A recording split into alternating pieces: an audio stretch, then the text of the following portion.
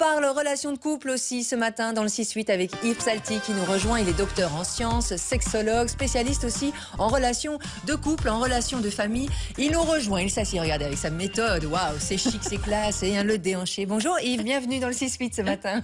Bonjour Sarah, bonjour Sophie. Bonjour comment Yves. allez-vous? Très bien, attendez, le printemps arrive, on n'est que de bonne humeur. J'espère que vous aussi. Oui, avec le sujet, il faut que je sois vraiment de bonne humeur. Alors je vous laisse annoncer le sujet Yves. Voilà. Il n'est pas très sexy. Pourtant c'est le printemps, la sève, non? Oui, mais cette fois-ci, il n'est pas très sexy le sujet. C'est maladie et sexualité. Plutôt quand on parle de maladie, plutôt du cancer et sexualité. Ah, oui. Voilà, donc ça fait partie d'un des piliers. Ça fait partie de la vie. Dans la vie de couple, en fait, ça arrive à tout le monde. Quand ça fait longtemps qu'on est ensemble, ou même quand on est un peu plus âgé, la maladie peut s'installer à la maison. La maladie peut s'installer à la maison et en fait, il y a trois grandes phases. C'est au moment de la découverte de la maladie, comment les gens prennent ça. Pendant la maladie, pendant les traitements, donc si c'est cancer, il faut une chimiothérapie, une radiothérapie. Et la phase de rémission. Et alors, si on est en couple ou bien si on est seul, si on est en couple heureux, c'est beaucoup plus facile que si on est en couple malheureux. Et si on est seul, c'est exactement la même chose. Couple malheureux et solitude, c'est exactement la même chose. Donc, il faut dépasser ces stades-là. Et j'imagine quand on est atteint ou quand on vit avec une personne atteinte, forcément, on a un petit peu moins envie de faire l'amour, quoi. Je veux dire, oui, au départ, c'est un choc, non ? Au départ, c'est un choc parce qu'il faut affronter la peur de la maladie, la peur de la mort. Et puis, il y a une perte de compatibilité. Les gens, ils sont dépressifs. Il faut qu'ils surmontent cette phase de dépression. Et il faut qu'ils mettent quelque chose dans la vie un peu plus gai. Il ne faut pas que la maladie prenne toutes les conversations qui soient obnubilées que par la maladie. Donc, il faut pouvoir échapper. Facile à dire. Hein, oui, c'est facile à dire. Mais bon, je ne sais pas moi, dans le couple ou bien quand il y a des visites qui arrivent... ah oui, il faut changer les idées, il faut... Et les gens ne parlent que de la maladie du patient et de leur maladie. Le type, il est alité ou la dame est alitée, ils viennent à l'hôpital et ils ne parlent que de ça, de leur maladie. Mais c'est pas ça que le patient veut entendre. Il faut dire que parfois ça se voit aussi, on est marqué physiquement par la maladie. Donc on est marqué, oui, ça c'est l'image corporelle qui va prendre un coup, l'estime de soi qui va prendre un coup. Et il ne faut pas sous-estimer l'effet de la dépression pendant cette phase, pendant toutes les phases de la maladie. La découverte, pendant le traitement et en rémission, la dépression et le désespoir, ils sont là. Hein. Qu'est-ce que vous entendez quand les personnes sont atteintes de cancer, par exemple, quand ils viennent vous voir? Qu'est-ce que vous entendez? De quoi ils se plaignent, en fait, par rapport à la vie de couple, hein?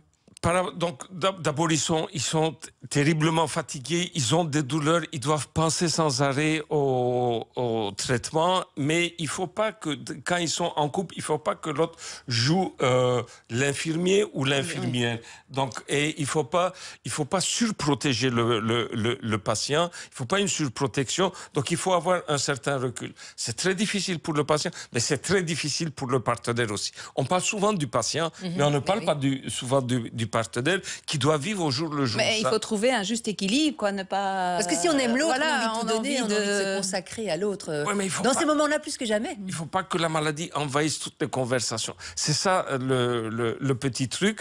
Et ne pas venir rajouter ses problèmes. Oui, ne pas jouer au docteur. Ne pas jouer au docteur et ne pas surprotéger le patient. Du coup, il faut se faire entourer, quoi, par une équipe soignante, etc. Il faut déléguer un petit peu. Il faut déléguer, mais justement, l'équipe soignante, quand on va parler du cancer... Psalty, il est docteur en sciences, sexologue, spécialiste aussi dans la vie de couple. Yves, on a parlé de la vie de couple. Que faire quand le cancer, une autre maladie s'installe? Et surtout, que faire par rapport à l'image corporelle quand la maladie commence à se voir? Comment désirer l'autre? Comment être désirable aussi?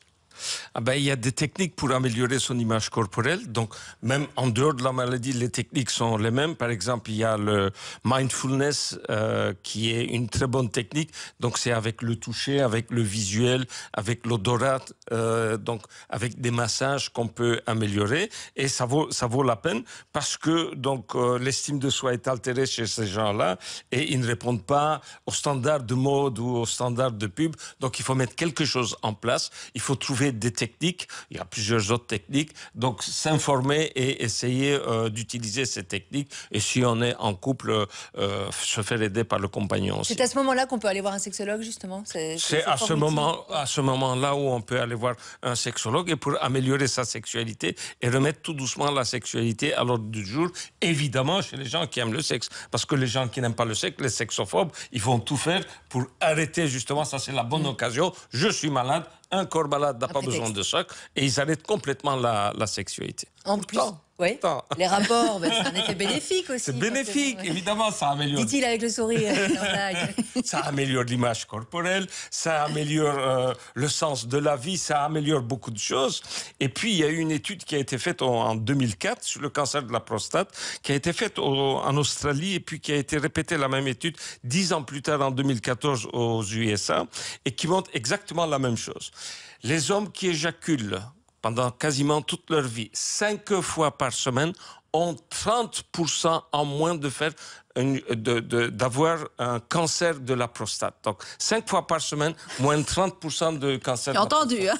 OK. Ah ben, maintenant attendez, je vois le monsieur qui a entendu ça, qui va dire « Chouke, j'ai une bonne nouvelle pour toi. Regarde ce que le docteur Psalti a dit. 5 fois par semaine. Allez, va, heureuse femme, quoi. » On peut s'amuser tout seul aussi. Oui, on peut s'amuser. Non, bah oui, attendez. Ça fait partie d'eux. Oui, non. Oui, c'est vrai. Mais bon, heureuse femme va, quoi. Un peu sur le cancer du sein aussi, un des cancers les plus courants et qui est concernant une personne sur 3 est plus ou moins directement ou indirectement concernée par le cancer du sein. Donc on en parle forcément ce matin. Par le cancer du sein, par le traitement du cancer du sein, que ce soit la chimio, que ce soit la radiothérapie ou bien l'hormonothérapie. Donc il y aura des problèmes au niveau des organes sexuels, sécheresse vaginale, douleur et tout. Et puis quand on va enlever le sein, il faut voir s'il y a une reconstruction ou pas reconstruction.